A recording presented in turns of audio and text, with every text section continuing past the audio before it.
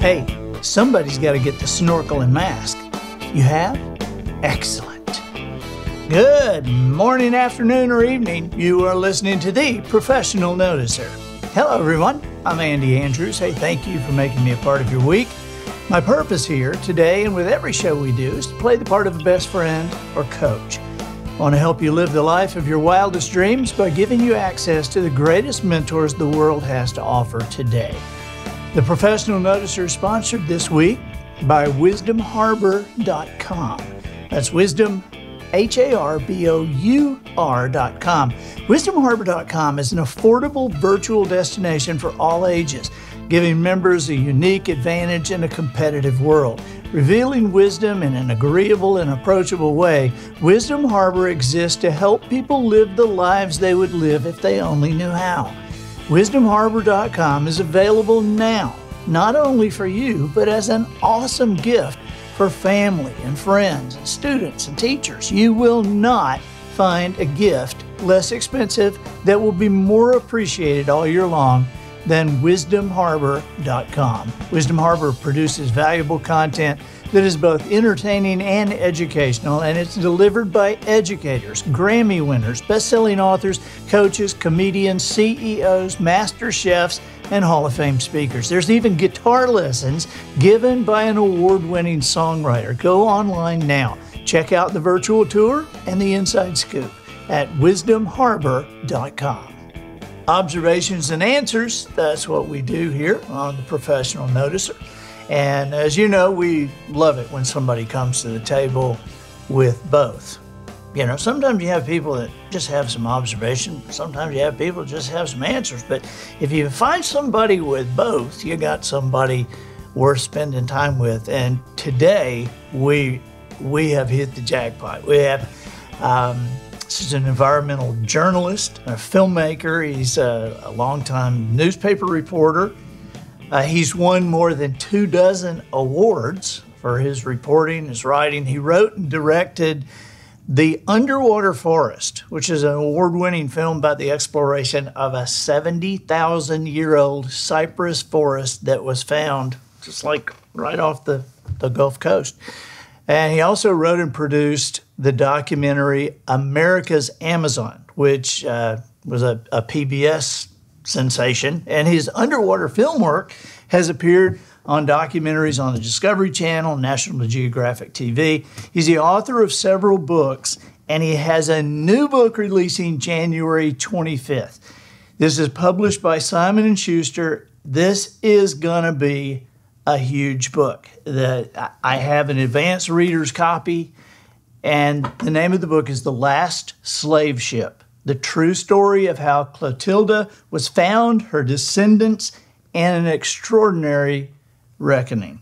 Please welcome the author, Ben Raines. Oh, thank you so much for having me. Buddy, I am honored that you are here. I have heard about you for a long time, and it's all been good. Well, that's wonderful. You know, my wife was the connection to having you here today, because George Talbot told me that you, despite all your awards, all the stuff that you have done, that you continue to be offered positions around the world, but you won't leave because you love America's Amazon, the Delta here, the Mobile Tensas Delta, and you actually give tours.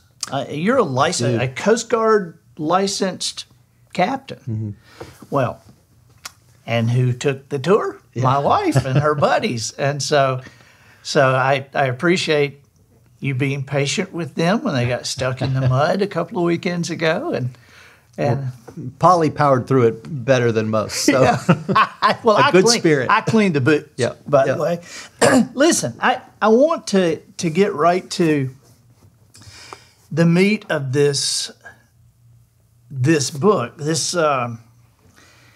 It is amazing to me that this, of all the slave ships that were in the global slave trade that were used, which was 20,000 ships over the course of almost 400 years. Ships. So, yeah.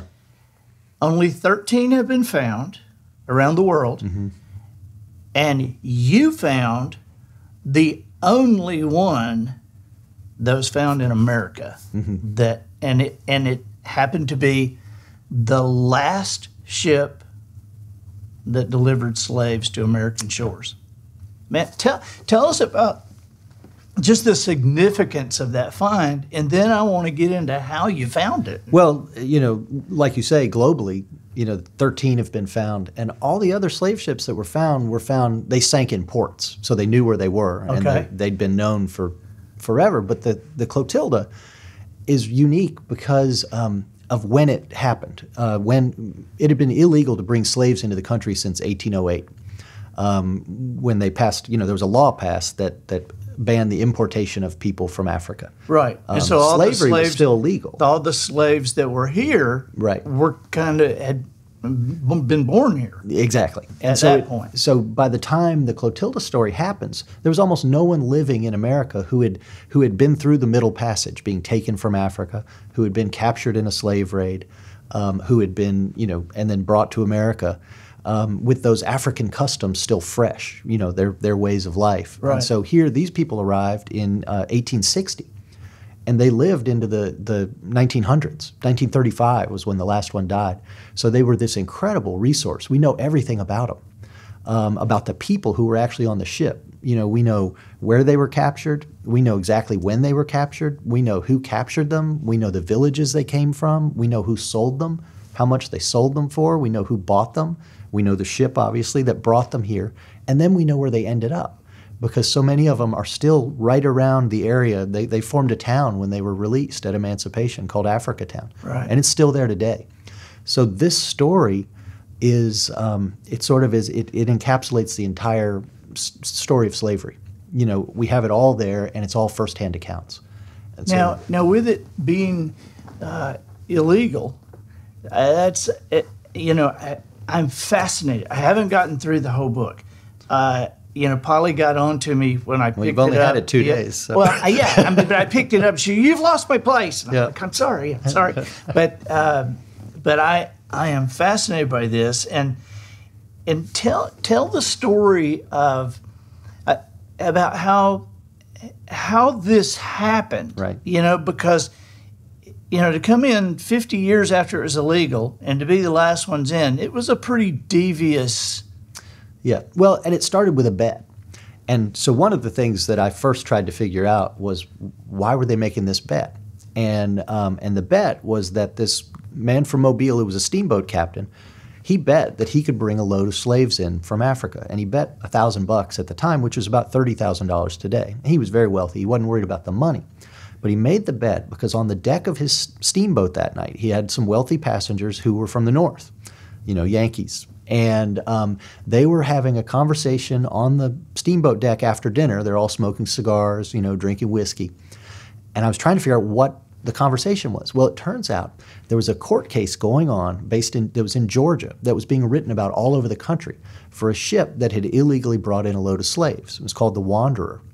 And so the man, this guy, Charles Lafayette, Augustus, was on trial, and he flamboyantly challenged the editors of the New York Times and the New York Tribune to duels from, South Carolina, or Georgia rather. During his court case, he had a duel.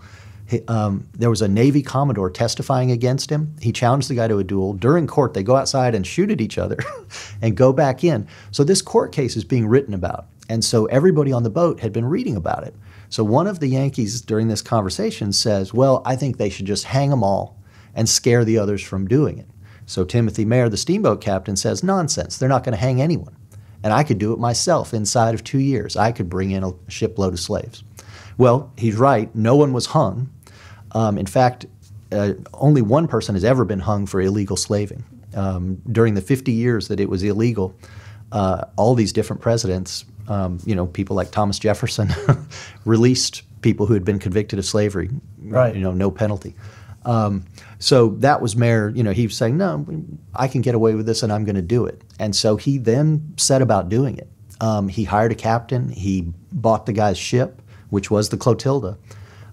He spent about $1 million in today's money to win this $1,000 bet, and sent this ship to Africa. with 27 pounds of gold and told his captain to buy as many people as 27 pounds of gold would buy and then smuggle them back into America. So, you know, this group on the last slave ship, their lives were changed. They were snatched from their homes and brought to this country because a bunch of rich guys on a boat made a bet. You know, you can't really make a more sinister plot line, you know, for something than that. And you know, that's the genesis. That's what it was, a bet on the deck of a boat to settle a political argument. And I want to go back to, I was fascinated by what happened with their capture, and we'll go back to that in a minute. But in Africa, because you ended up going to the town. How do you pronounce that? Is it the country? Well, the country is Benin, the Republic of Benin. Okay. It's right next to Nigeria. And it's actually about the size of Alabama. Really? Almost perfectly. Okay. Yeah. Well, I want to get to that because you actually went there. And but first, how did you start searching for this? How did this get to be a bug in your head? And I mean, this is something that people have known about for 400 years, and nobody knew where.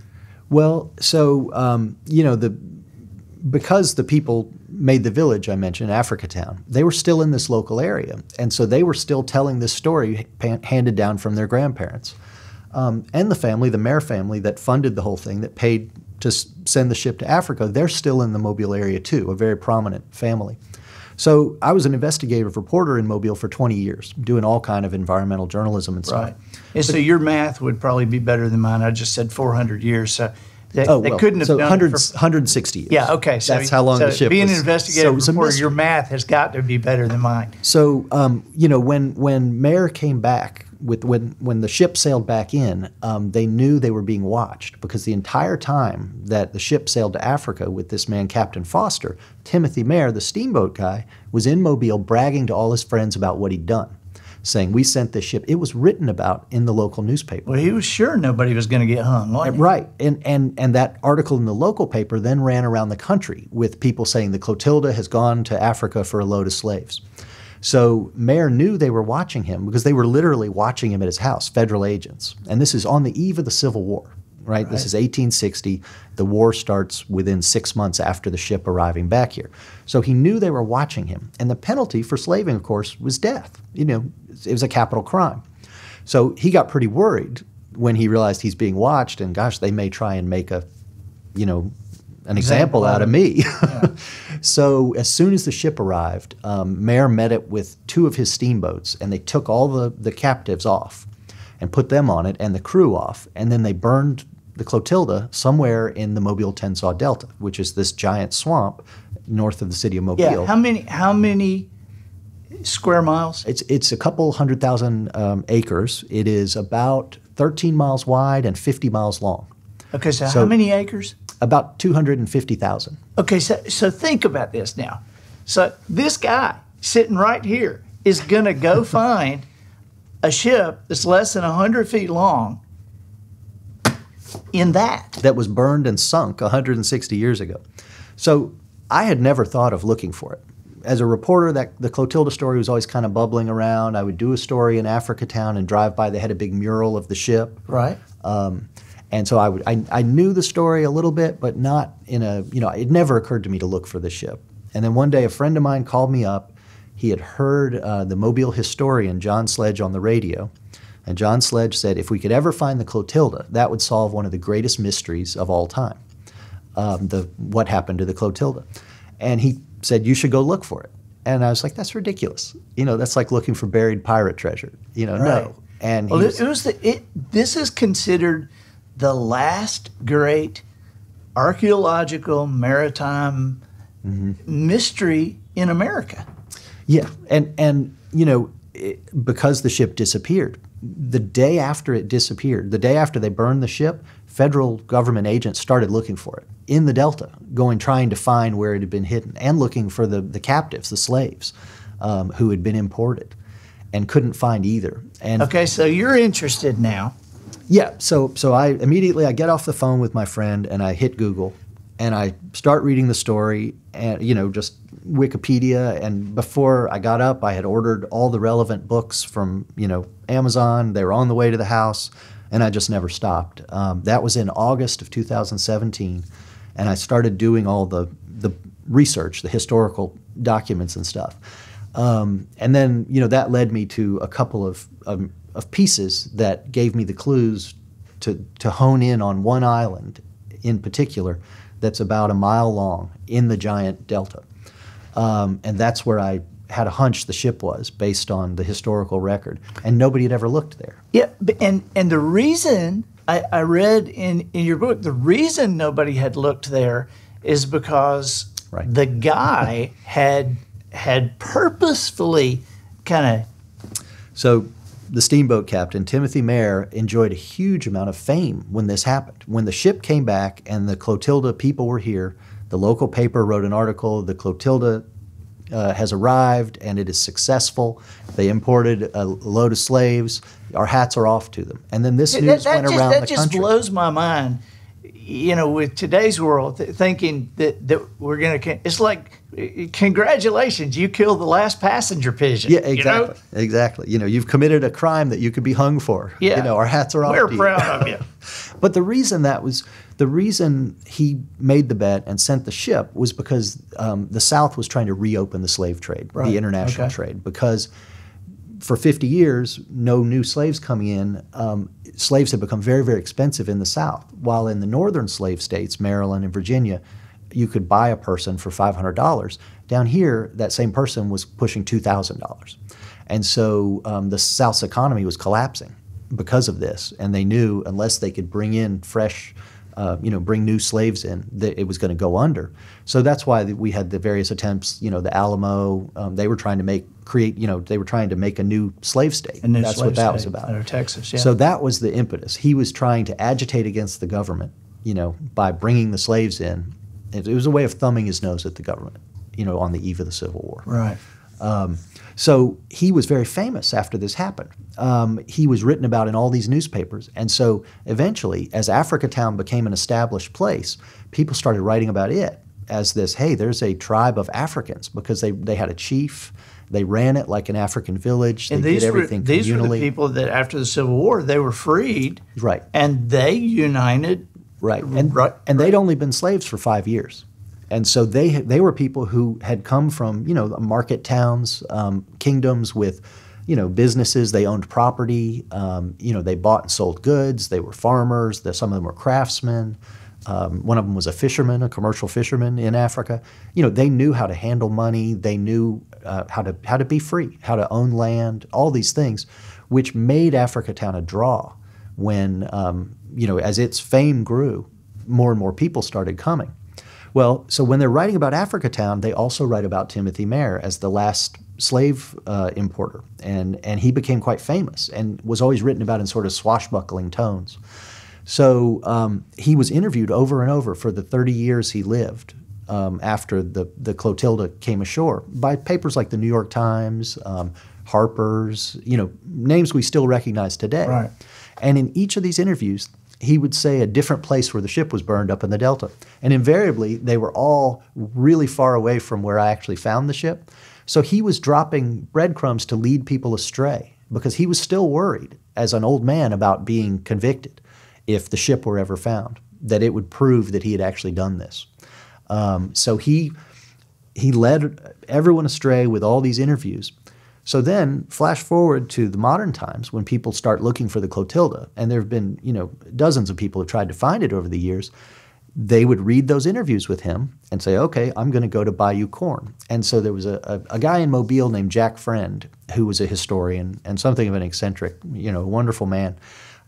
He spent tens of thousands of dollars looking for the Clotilda in all the places that Timothy Mayer claimed it was. So when I got access to his records, I knew, all the places it wasn't. You knew where it wasn't. Right.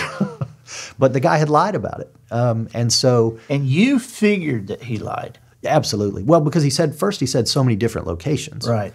Second, he didn't want to get caught. Why would he say the real location? Right. And then I began assembling enough evidence to suggest it was at this place, 12 Mile Island. And one of the key pieces came about actually because of a connection to the Mayer family, descendants of Timothy Mayer, the steamboat captain. One of them, one of his great-grandsons, pointed me to one of the most important clues, which was the captain's journal of the guy who actually sailed to Africa. And he says in there, I burned and scuttled my ship at 12 Mile Island, which is where I ultimately found the ship. What was so interesting about that was he wrote that in 1892, the captain. Right. He copied down his journal and presented it, as a historical fact, because he was so upset that Mayer had been getting all the credit for 30 years for having sailed the ship to Africa. And so Captain Foster wanted some of the credit. So he wrote his definitive version of what happened, never mentions Timothy Mayer once, even though Mayer paid for the whole thing. He refers to my slaves and my ship and all this stuff, just trying to get a little of the credit for having committed this crime. So what happened to that manuscript? Well, so... I mean, why were people not searching there? Well, first, no one knew where it was. This descendant of the Mayer family, his name was Robert Mayer, he just died actually about 2 months ago. He got a phone call from a descendant of Captain Foster, the guy who sailed to Africa, saying, we have the furniture from the ship. We have the the desk, the chair, and the clock that were in the captain's cabin. And we want to sell them to you for $18,000. And so Robert Mayer went to look at the stuff and told her, no, I'm not going to buy it. And she says, he says, it's too expensive. And she says, well, I have these as well, and pulls out 2 handwritten journals. One is the actual log that was on the ship that went to Africa. The other is a copied over version of it that's got a little more color and history and stuff. It's a little less concerned with what's on the ship. So Robert Mayer convinced her to donate the later written one, the more full account, to the library in Mobile, and took her there. And they did it. And then she died of cancer almost immediately. And so the furniture was all gone. But this was in 2005 or so. They made the donation. Where's the furniture now? I don't know. I've tried to track it down. I believe the Foster family still has it. I've communicated with some of them, but as soon as I suggested that stuff should go to a museum, they quit talking to me. But we have the journal, which is where we got so much of the history of the Clotilda, because he describes how he outfitted the ship, how he disguised that it was a slave ship, because a slave ship had to have a lot of food, a lot of water, not stuff you would be carting around the ocean if you were delivering a load of wood or whatever. Right. So he hid all that stuff below decks and covered it with the wood. He was hiding it even from his own crew, because sailing to Africa to pick up a load of slaves was illegal. Yeah, he was making the crew pirates. They were going to be hung too. Yeah, exactly. And they had no idea. He went around and found a bunch of ne'er-do-well layabout sailors in the port, in Mobile, which was we had those here. Mobile was one of the busiest ports in America at the time. We would have any ne'er-do-wells around here. Oh yeah, no, they were all drunk. Downtown Mobile was this brawling place with all these oyster houses, cat houses, right. People speaking all kind of languages. And it was an incredibly wealthy place, with all kinds of goods imported. This was the height of the cotton era. So you're at the end of a long day. Everybody's tired. They're freezing cold because they've been in and out of the water checking some locations, and you had a dozen locations marked. And well, first. You're talking about how I found the ship. Yeah. The first part of the hunt, I'd done all my research. I had all my history. I knew it was around 12 Mile Island. So I went looking there, and I found the wrong ship. I found another ship first that turned out not to be the Clotilda. It was too big. It was too big, and so I had gone through this humiliating situation where I had published an article about it. Everybody in the world suddenly knew it wasn't the Clotilda. Right. Africa Town people were devastated and all that. So I got the University of Southern Mississippi to come and help me look. But in the article, to your defense, you said it may be the Clotilda. You didn't say I have found it. You said it may be, and so and a fair point. However, once it wasn't the ship, as a reporter, it just felt like I had screwed up horribly. Right. So when the first ship is wrong and I'm humiliated internationally and everything. I bring the University of Southern Literally Mississippi. internationally, because The story had spread all around. news. I had already taken, after the first story where I said this may be the Clotilda, 2 days later, the ambassador of Benin, the country where everyone on the Clotilda came from, flew to Mobile to go to the site with me at the request of his president, because they wanted to apologize to the people, the ancestors, in the people who were carried on the Clotilda. So I had already taken, that's how far the story spread. That the, up in Washington, D.C., the ambassador of Benin heard about it and flew to Mobile 2 days after the first article. So it was an international thing. So then when we go, I take the University of Southern Mississippi up there, we do the first ever survey of that stretch of the river. And we used all the equipment you would use, devices that can look below the mud for things. Side scan, sonar, everything. All that stuff. And so we found about a dozen objects. So a week after that, we went out to start checking them. And yes, we checked everything we checked couldn't be the Clotilda. Okay, and so we'd run out. Yeah, so we had nothing left. You're heading in, and you look on your phone, I'm guessing. Right. And I'm looking at the survey chart, which shows all the spots where it's shallower or where there's an object. And you see something that looks like the end of a shoe? I didn't even see it. The guy I had a guy that runs a dive shop there, because we're diving in incredibly murky conditions. Imagine swimming in chocolate milk. You literally can't see your hand when it floods. Oh my God! And so that's where we're diving by feel. We're feeling. And so I had this dive shop owner with me, and I'm looking at the chart, and he points over my shoulder and says, "What's that?" At a shape on the chart. And I said, "Well, I don't know. It looks like a shoe." And he says, "Not to me. It looks like a ship. Let's go check it out." And so I want to give him credit, because he's the one who said, "What's that?" And then when you went to go check it out, since that wasn't one of the dozen places, and everybody was cold, everybody was tired, you were the only one who went in the water. Because everybody else thought it was going to be, they're like, it's just a pile of logs that are on the river bottom. You started pulling logs out of it. I did. I pulled about a dozen logs up and rolled them out of swam them out of the way. Right. And they were all laughing at me on the boat, saying, "Can't we go home?" And then you felt metal with your foot. Yeah. What went through your mind? I thought, ooh, there is something here. And I kept my foot on it, and I ran my hands down my leg so that I could get to my foot without losing the object. And I grabbed it, and I could immediately feel that it was a hewn piece of wood. It was a piece, it was cut with a saw. It had square edges.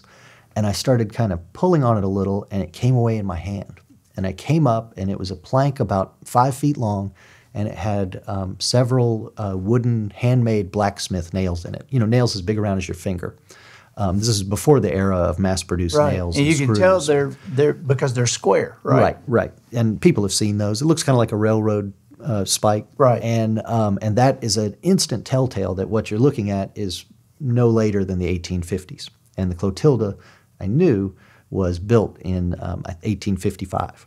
And so, I held it up and I said, "Boys, we just found something from the 1850s." And then everybody got in the water. And now they get in the water. Now they're not too cold. Right. Yeah. Right. And we knew, before we left, we knew we had found a ship. We called back to the University of Southern Mississippi to the lab to get an estimate on how long this shoe-shaped object was. And she said, "It's almost exactly 90 feet. Well, that's the Clotilda. And so, and then she gave us a width of about 26 feet. That's exactly the beam of the Clotilda. So we knew we had found something of the right age at 12 Mile Island in the right place that was exactly the right size. And then as we're all sitting on the boat, I look over at the bank, and there's a concrete pillar on the bank, like you'd have marking a street, the old-fashioned, and it says Mayor, as in Timothy Mayor, the steamboat captain. And his family, it turns out, had owned that strip of shoreline where the Clotilda was burned since the 1850s. So suddenly, everything came together. What better place to go burn something you want to hide than next to a remote piece of swampland that you own? So nobody's going to be, living there or building a house. And so that was this moment where I just, even though I'd been through the experience with, the wrong ship before, when I saw that post that said Mayor, I just thought, this is it. this is Clotilda. It took them a year to confirm that it was the Clotilda, the archaeologists, right. And that was a long wait for me. Oh my gosh. Yeah, because you can't put out something going, I think I did it again. Exactly. Yeah, I mean, you're having to wait now. Exactly. Yeah. Wow. Well, so when, I want to go back to I was fascinated in the book, and the book is The Last Slave Ship. So, I mean, you can pre-order it right now, and you should. But I was fascinated, before we go to Africa Town, I was kind of blown away about how they were captured.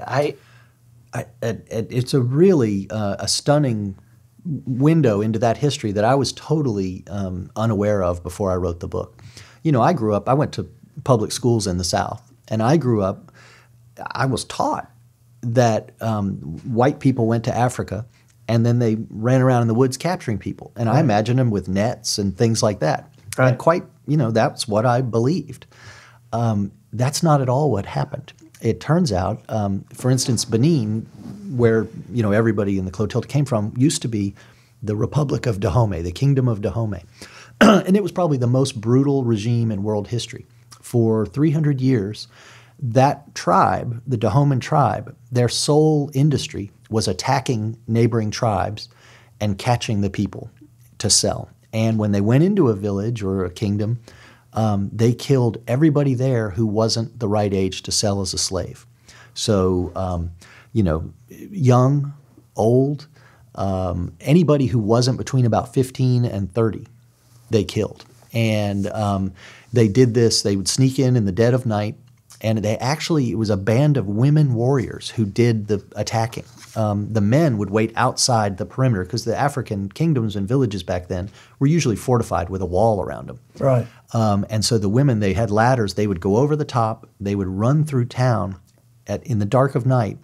And because the African, these were mud huts and stuff, and they had doors, but the way the doors worked, you would actually pick the door up and move it to the side. So there were no locks or anything. And they first started just killing people in their beds, literally chopping their heads off.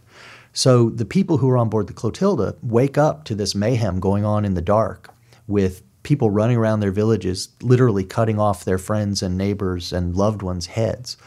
It's just the most brutal thing imaginable. And then they would capture everybody running out of the gates who was the right age, and tie them all up and then go sell them. And this tribe, is it Fon? Yes, they're F-O-N? They're Fon, yeah, and they speak Fon as well. And those were the people who were the ones capturing the others. Capturing everyone, right. And they've been doing this since the 13th century? No. The slavery started around then in Africa. The Fon really got going in the 1600s. Okay, all right. And in fact, there's a famous book called something like Story of a Slave Dealer. And it was written by a Dutch slave dealer in the 1600s. And he talked about, even in the 1600s, you'd go to other slave ports and you might get 3 or 4 people in a week. But if you went to Ouida, the Dahoman port, which is where the Clotilda was sailed to Ouida, he said you could get 1,000 people in a matter of hours. So that was the kind of, they industrialized the slavery industry. And they're responsible for selling perhaps 30% of everyone who was sold into slavery, for capturing them and then selling them. Wow. And there were obviously betrayals as well, because I read your part about the sitting by the door. Yeah. You have somebody as a guest and seat them by the door so that somebody could just come grab them. Well, and so then the other ways people were caught were just plain old kidnapping, where your neighbors would say, because they didn't like you, would say, hey, to a slave dealer, hey, this guy is going to be at his house, at this time. He's there every day. If you go, you can grab him. And so I had this incredible moment that brought all this home to me with the ambassador I mentioned of Benin, who came here. So we're up the river, in America, at the site of the wreck. And so the Fon, he's Fon, the ambassador was. The Fon. And tell everybody how you know how they today they can look at each other and tell who's who. Right. So a number of things common in Africa are facial scarifications, where they'll put little marks on people's faces, 3 lines for this tribe. They'll file their teeth. Sometimes they tattoo themselves. So, and this man had facial scarifications and everything. And so we're up the river, and the Fon invented voodoo. You know, that's the way we got voodoo in Louisiana and the Caribbean and Brazil, was people exported from Benin they were Vodun. That's the name of the religion. This is a bad place. And they would kill hundreds of people a year as sacrifices during their festivities. The Dahomeyans would, the Fon. So this ambassador's up the river. He's Fon. He is drinking gin. He's taking gin in his mouth, and then he would spew it in the water. And he's screaming in Fon, and then suddenly he starts crying, and tears are streaming down his face. And you're watching this. Yeah, we're on the boat. He's in a 3-piece suit, Armani sunglasses, and tears are just streaming down from his glasses. So I asked him what he was saying, and he says, I'm just begging them to forgive us. And he tells me this whole thing. Later that night at dinner, he tells me, now I'm going to tell you the real reason I was crying. And I say, okay. And he says, I am a prince of Dahomey. I am a direct descendant of King Glili, who sold the people on the Clotilda. And my father was a Fon, a Dahoman. My mother was a Yoruban. She was from the Yoruba tribe. My father's tribe captured my mother's tribe and sold them into slavery. So I'm begging my mother's tribe to forgive my father's tribe. That's what was happening up the river. And it was just this stunning moment where this man right here, to imagine that, and we're talking about his great-grandparents.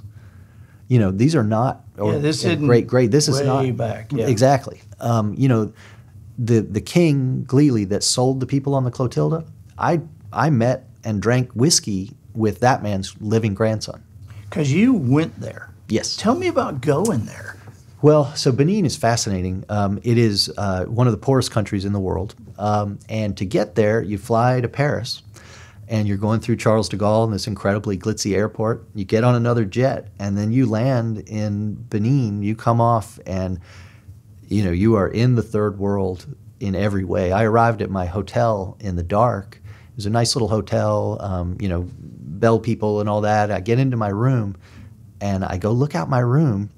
Or that morning when I wake up, I look out my room, and as far as I can see, the city is a shanty town. This is the biggest city in Benin, and it's all metal buildings. Just like you or I would go put together in an afternoon in the to store lawnmowers in or something. Right. And I could just see this rusty metal scape sprawling out forever. So when you're in Benin, you slowly start to understand. You see the facial scarifications and things, and you realize. Everybody involved in the Clotilda story, whether they were the Fon capturing the people or all the different tribes that were captured, everybody, all their descendants live in modern-day Benin. And they know who they're descended from. By the facial scarifications, exactly. They know what tribe. As soon as you look at someone, you can tell that's the tribe that captured me. And there's a lot of animosity related to that today. In the last presidential election, the current president of Benin was attacked for having slave dealers in his family tree.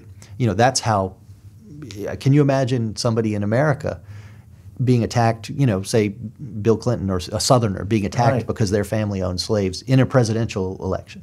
So that's how present this wound is there still, and that the Fon tribe have always been the rulers in Benin. They've been the ruling class forever. And they're still the ruling class. And they're still the ruling class.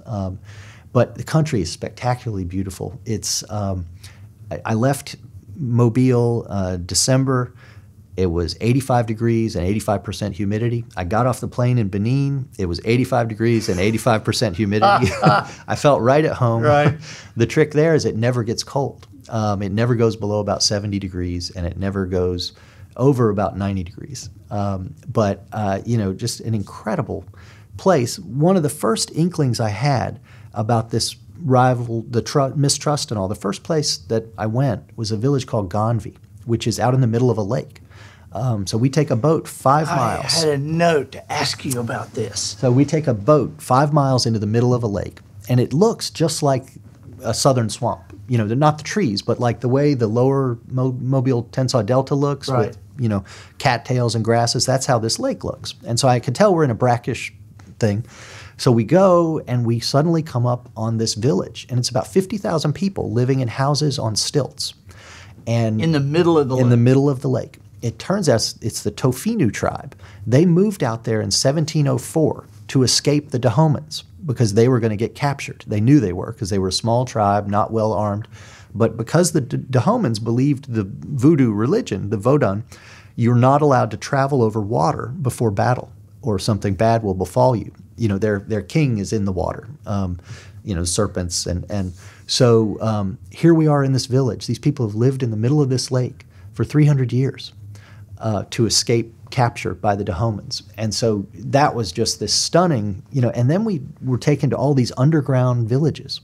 There are 1,000 villages in Benin that date to the slavery era where the people who lived there would go underground at night to sleep. And only, all of their tables, their chairs, all that stuff was underground because then they couldn't be attacked. The Fan couldn't come get them because, one, they couldn't find them. But two, even if they did, they wouldn't be able to come down their little hidey hole into their underground house and get them. And this just sounds like a place of generational nightmares. Mm-hmm. Very much, very much. And today the situation there, they have the three main religions are Fan, the Vodun, still the voodoo, which with all kinds of animal sacrifice and stuff. And then Christianity and Islam. And there's even the Christians and the Muslims still believe in a lot of the Vodun stuff. They still worship their ancestors and participate in some of them, not all of them. Right. But to see that convergence of these religions. And so the country right now is trying to kind of bring everybody back together because they're worried that these resentments are going to spill over into war. Yeah, how close are they to something like what happened in Rwanda?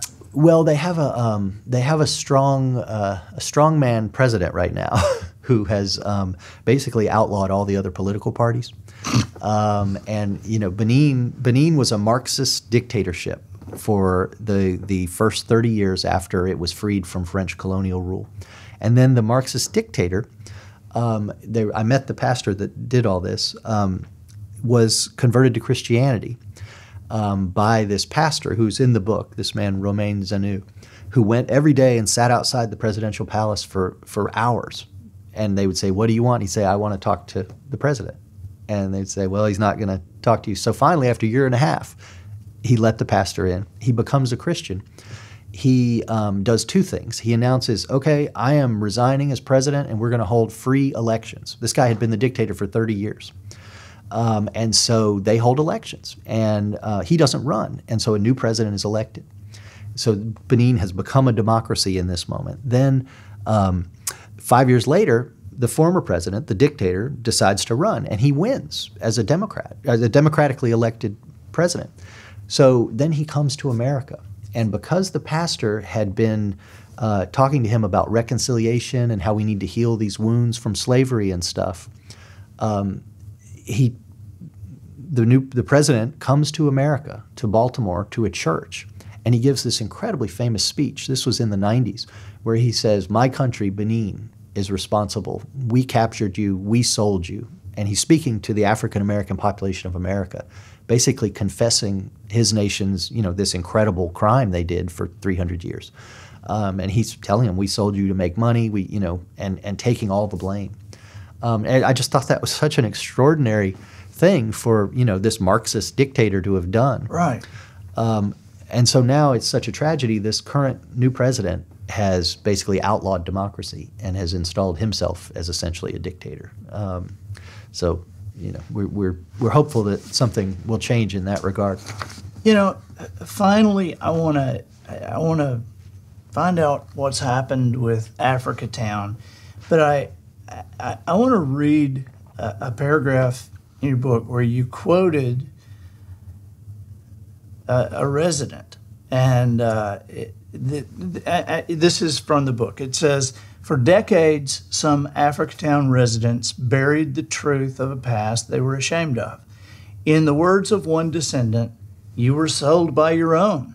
Then there are these guys making a bet that they can come over and get you. Why would you tell anybody that?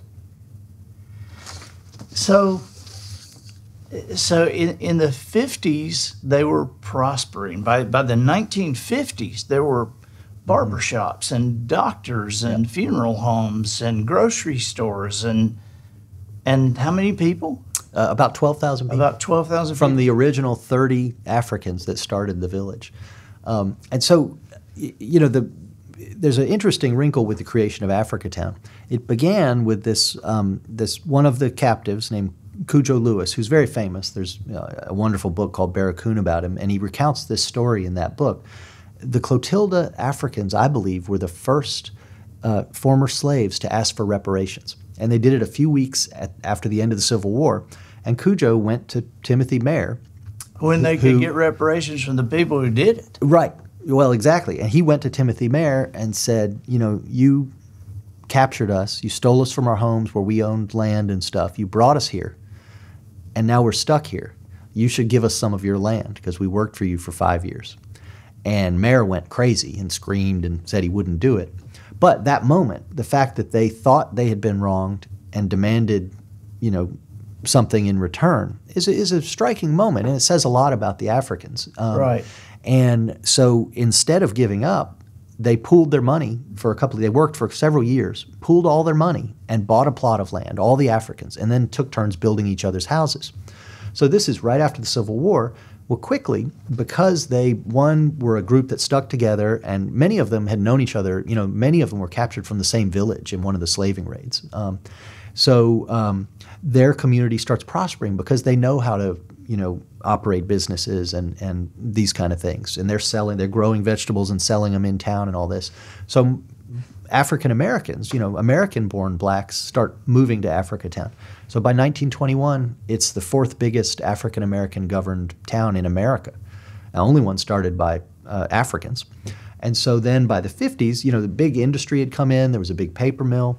There were a lot of jobs. And there was the only high school in South Alabama where you could send African American kids. So that's in Africatown. That's a school started by the Africans. So it became a bigger and bigger draw. The population just grew and grew and grew. The community was thriving. This business district, there were movie theaters, restaurants, pharmacists, grocery stores, multiple grocery stores, big thriving city. And it was that way up through the 80s. And then in 1992, the city of Mobile and the state of Alabama decided to make a new road and bridge.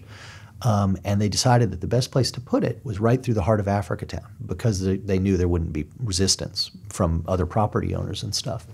So the Africans who founded Africatown, all of their houses were right along this 2-lane road that went through town, which is now a 6-lane highway. And when they built that in 1992, they tore down all the original houses built by the Africans. So instead of a 2-lane road with little cottages built in the 1870s, you have a 6-lane highway. That destroyed the business district of Africatown because the 2-lane road was the heart of the business district. So they took all of this through eminent domain and then began, because they had this new highway there, to get things from the state docks, which is one of the top 10 ports in America. Right. So constant stream of 18-wheelers. And to get hazardous material around Mobile, because Mobile's interstate goes through a tunnel, so you can't have hazardous trucks go through, so they routed them right through the heart of Africatown. So right as the crack epidemic was hitting, and Africatown is where in Mobile it hit the hardest, right as that's happening, the city destroys the central business district, and Africatown just fell apart. The population dropped from 12,000 to 2,000. They packed more and more heavy industry in there. In a classic American story, heavy industry ends up in minority neighborhoods. That's been the case, for 100 years. And so, they talk about environmental racism and environmental justice. Africatown is a classic case in point of a place that was totally surrounded by industry. Well, the reason that Africatown was ripe to be surrounded was because the Africans bought land from the plantation owner who had enslaved them. Well, he still owned all the land around it. So his family is who leased the land to all these big industries and sold land to the biggest paper mill in the world, for instance, surrounds Africatown, still today. And so the footprint of industry just became overwhelming. And so people were moving out of Africatown, and then there was nowhere to shop. The only thing left functioning there is the school. So the school is still? The school is still there. The school is kind of a miracle. So the Africans in about 1880 wanted a school, and because they knew in America they had all become Christians. They knew, well, almost all. Some of them were still Vodun, but they wanted their kids to have a school, and there were no schools for African American kids in the Mobile area. So they asked, they didn't ask the city to build one. They built a school, and then went to the city and said, "Will you give us a teacher?" And they said no, and so they got themselves a teacher. So they started this school in 1880. The school burned down mysteriously several times.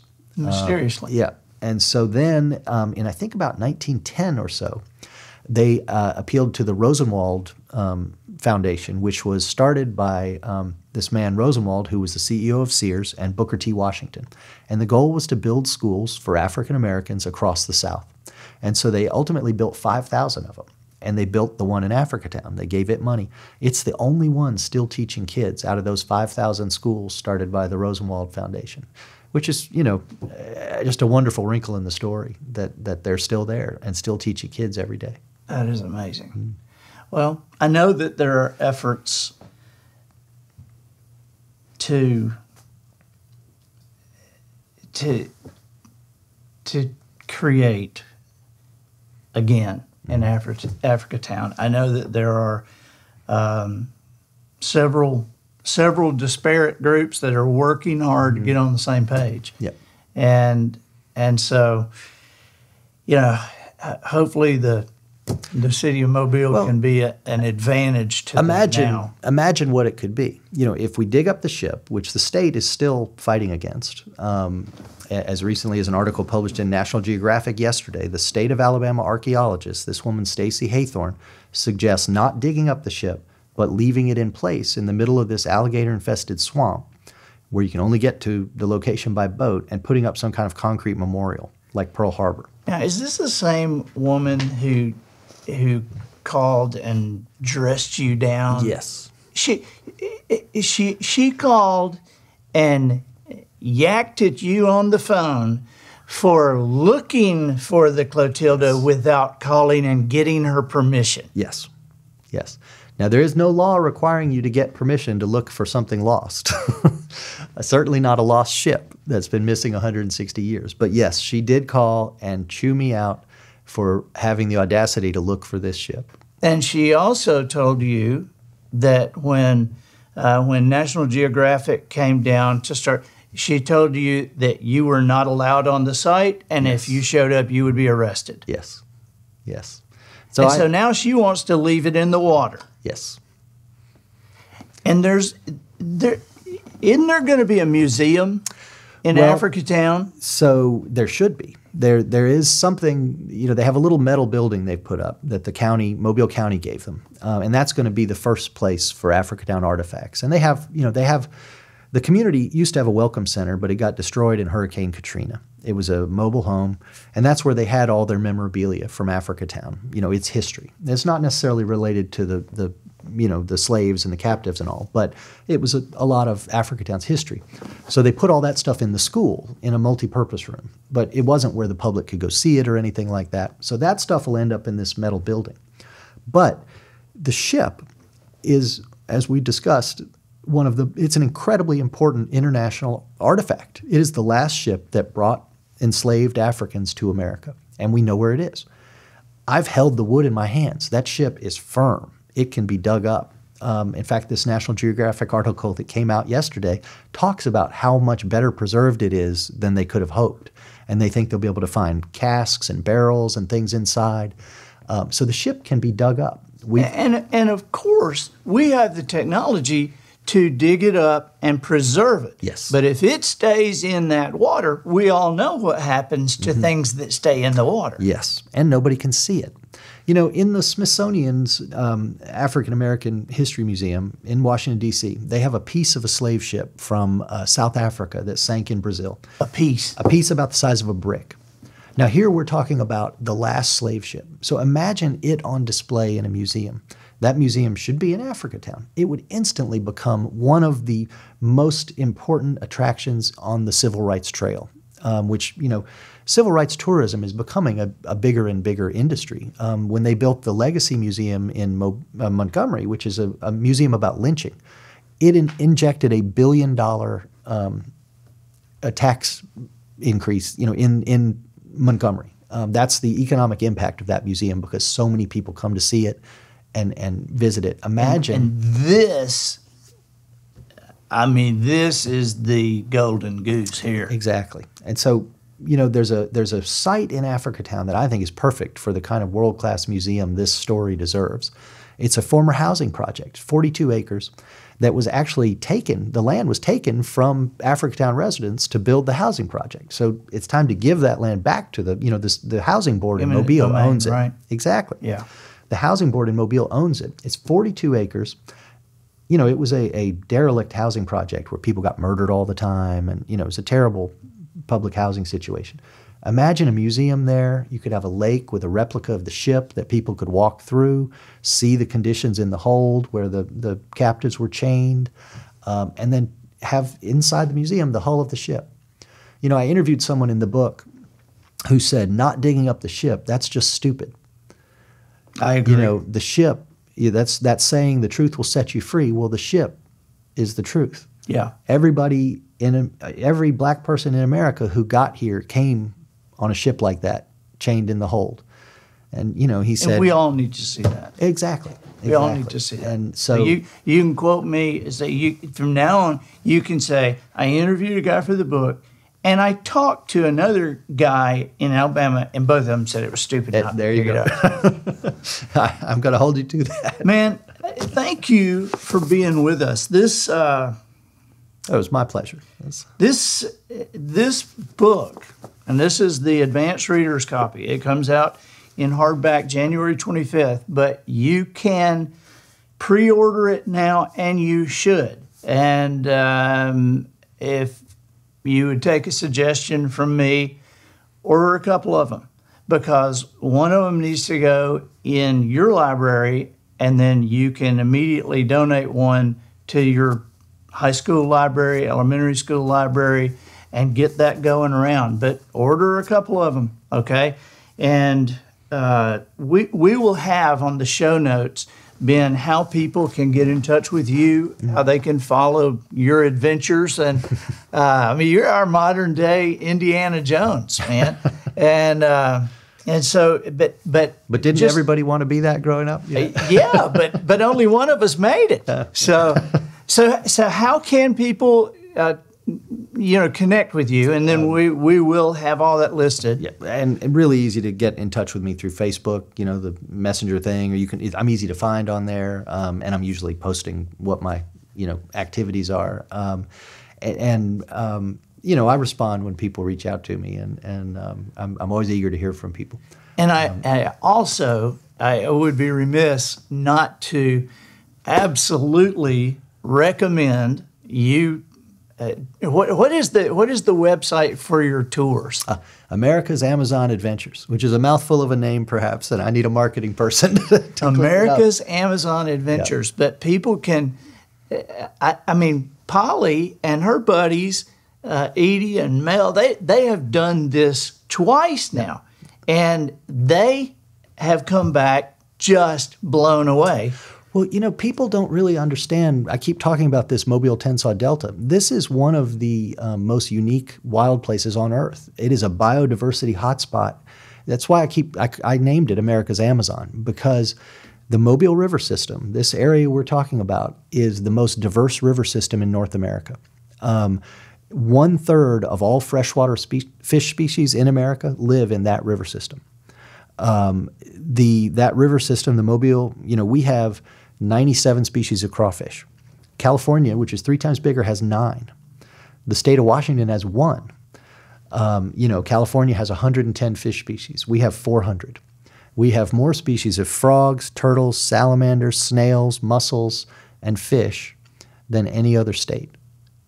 people don't understand this about Alabama because they see Alabama for what we've done to it. It's, civil rights protests, it's steel mills, it's cotton fields. But those are things we've done to or in Alabama. Right. Alabama's landscape beneath our feet is incredible. It goes from the mountains at the top of the state down to the ocean here at the Gulf. Yeah, white sand. And it's, so what you see on these trips in the Delta is one of the most diverse wild places in the world and the most diverse river system in North America. I mean, it's an incredible resource, and it's just gorgeous. And you can get on a boat with the man and spend a day with the man and have conversations with him and take pictures. And I know that... Well, you're going to have to come. Yeah, I'm we could have used you pulling everybody out of the mud. You have a book called America's Amazon, right? It's called Saving America's Amazon. Saving America's Amazon. That came out last year. I have gone through it, Yeah. and we've got it at home. Well, I just listed all these things that Alabama has in terms of nature, but we have something else. We also are, we're the kings of all that diversity. We're also the king of extinctions. Alabama has more extinctions than the 5 surrounding states combined. More than half of all extinctions in the United States since the 1850s happened in Alabama. And it's because we have incredibly lax environmental laws, the worst in the country. We are Alabama's version of the EPA, the Alabama Department of Environmental Management, is the least funded state environmental agency in the nation, and it has been for decades.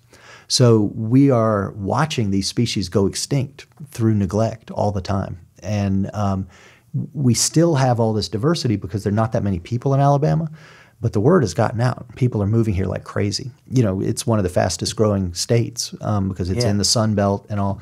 So the time is now for people to recognize this unique, diversity we have and protect it before we lose it. Yeah. So that's my other hobby horse. But Well, thank you so much. Thank you for being with us, and we appreciate you taking the time away from your work and your family and Christmas shopping. Yeah, Christmas shopping. Okay, well, good. Hey, and this would be a great Christmas present. All you got to do is pre-order it and then print the page that you got it from Amazon or Barnes & Noble or your local bookstore. And, this is a guy who has sold a lot of books. What a good idea! I'm just telling you, if you're gonna love the book, and so you're gonna buy another one anyway. So save yourself some time, buy 2 or 3, because you got somebody you want to give one to, you got somebody, a library you want to give it to, your church library, and this is. There's not another book like this because there's not another story like this. And so, thank you. Thank you. Thank you very My much. pleasure. I'm Andy Andrews, the professional noticer, harnessing common sense and wisdom to plow through challenges all the way to an answer for you. And I think that'll do it for this week. Get us out of here, Matthew.